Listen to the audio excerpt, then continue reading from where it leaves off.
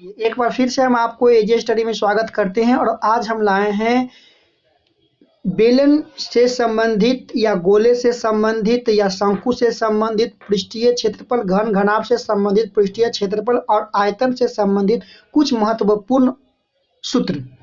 क्योंकि एग्जाम में कन्फर्म है इससे क्वेश्चन पूछेगा और 13 पार्ट जो मैथ में आपका पढ़ना है 13 चैप्टर, ठीक है, पृष्ठीय क्षेत्रफल और आयतन, उससे पूरा क्वेश्चन इसी फार्मूला पर आधारित है। तो कुछ फार्मूला का हम फटाफट जिक्र कर लेते हैं जो एग्जाम में संभावित है। सबसे पहले ध्यान देते हैं कि यदि बेलन की त्रिज्या और ऊंचाई h हो तो बेलन के लिए फार्मूला है आपका बेलन का वक्र पृष्ठीय क्षेत्रफल 2πr। बेलन का संपूर्ण पृष्ठीय क्षेत्रफल देखिए वक्र में क्या जोड़ देंगे, ये आपका बेलन कौची है बेलन।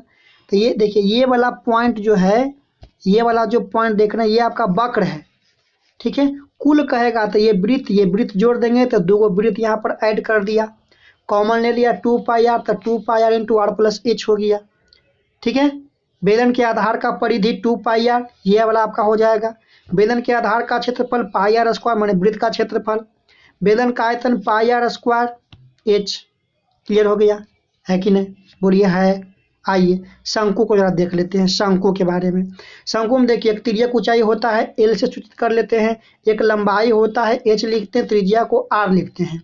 फिगर में आप देख सकते हैं ये आपका तिर्यक है, ये ऊंचाई है, ये आपका त्रिज्या है। बेलन में शंकु में क्या है कि एक वृत्ताकार पार्ट भी इसमें दिख रहा है आपको, मतलब वृत्त भी इसमें शामिल है, ठीक है। एल बराबर फार्मूला होता है, ये जो एल है ये आपका जो यहाँ पर देखिएगा ये जो आप बन रहा है ये एक राइट एंगल बन रहा है, समकोण त्रिभुज। तो ये समकोण में ये कर्ण, ये लंब, ये आधार, तो रिलेट कर दीजिए लंब के स्क्वायर बराबर कर्ण का स्क्वायर, सॉरी कर्ण का स्क्वायर बराबर लंब का स्क्वायर जो आधार का स्क्वायर, मतलब एल के स्क्वायर बराबर आर के स्क्वायर जो एच के स्क्वायर। तब तीनों में से कोई दो को मालूम रहेगा, एगो निकाल लेंगे, कोई दिक्कत नहीं, याद नहीं करना, ट्रिक आपका हो जाएगा, ठीक है।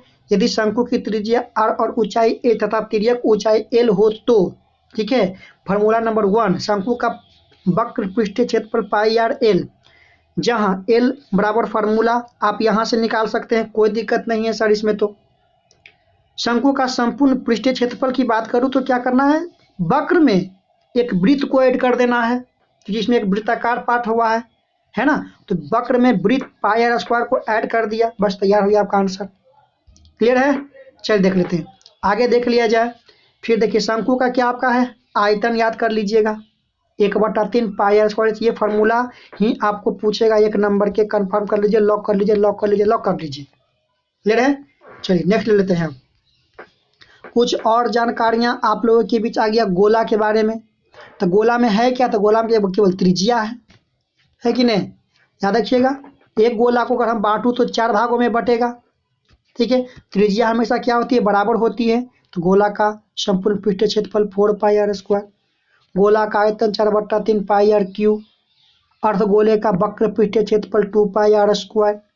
अर्धगोले का संपूर्ण पृष्ठीय क्षेत्रफल क्या होता है, तो देखिए वक्र में एक वृत्ताकार पार्ट को जोड़ दीजिए। कहिए सर कैसे, तो आइए हम बताते हैं कैसे। देखिए मान लेते हैं कि हम आपको एक गोला लेते हैं, ठीक है।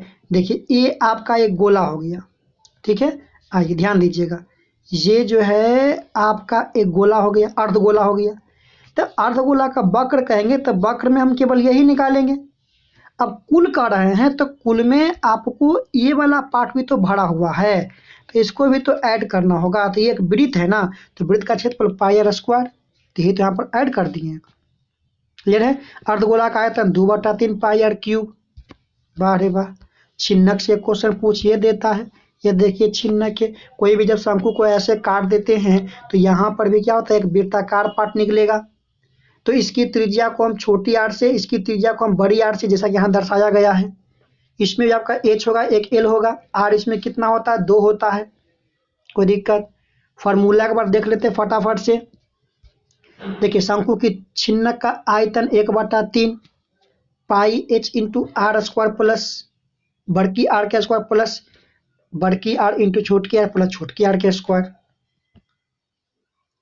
वक्र पृष्ठीय क्षेत्रफल pi L into R plus R, h यहाँ से निकाल सकते हैं under root H square, L निकाल सकते हैं H square plus R minus छोटकी आर के होल स्क्वायर। ठीक है ना। तो ये अभी हम आपको करवा दिए कुछ संबंधित, कुछ और लेकर देखिएगा। अब लिखा है घन, घन को आप लोग देख रहे होंगे, ठीक है, लीडो वाला छक्का है ना।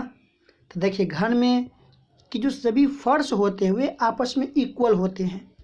कहा गया है कि एक घन ऐसी त्रिआयामी आकृति को कहा जाता है जिसकी लंबाई चौड़ाई ऊंचाई समान होते हैं। एक घन में 6 फलक, ठीक है, बाहर किनारे एवं 8 कोण होते हैं। याद रखिएगा, देख लीजिए गौर से एक बार।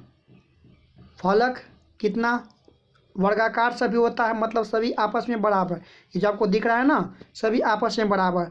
फलकों की संख्या 6, त्रिभुजों की संख्या 8, कोण की संख्या 12। ठीक है, याद रखिएगा आपको यहाँ पर। नेक्स्ट आपका है दिया हुआ कुछ फार्मूला।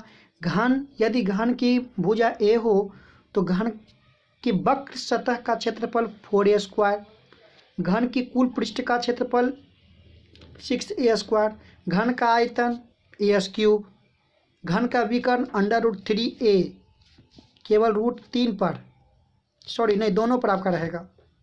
ठीक है, चलिए आ जाइए। अब आइए घनाभ के बारे में देख लेते हैं। घनाभ की अगर हम बात कर लेते हैं आपसे, तो घनाभ को देखा जाए, घन का देखिए विकर्ण का फॉर्मूला दे दिया। विकर्ण का फॉर्मूला याद रखिएगा, ये विकर्ण यहाँ से निकाल सकते हैं आप।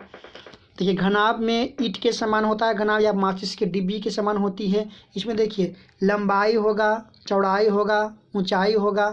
ठीक है, लंबाई है, चौड़ाई है, ऊंचाई है, सब इसमें 3 चीज़ में होता है, तीनों आपका असामान्य होता है।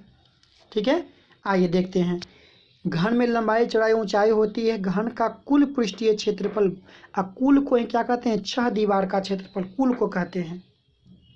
ठीक है, तो 2 × LB plus LH plus BH है ना।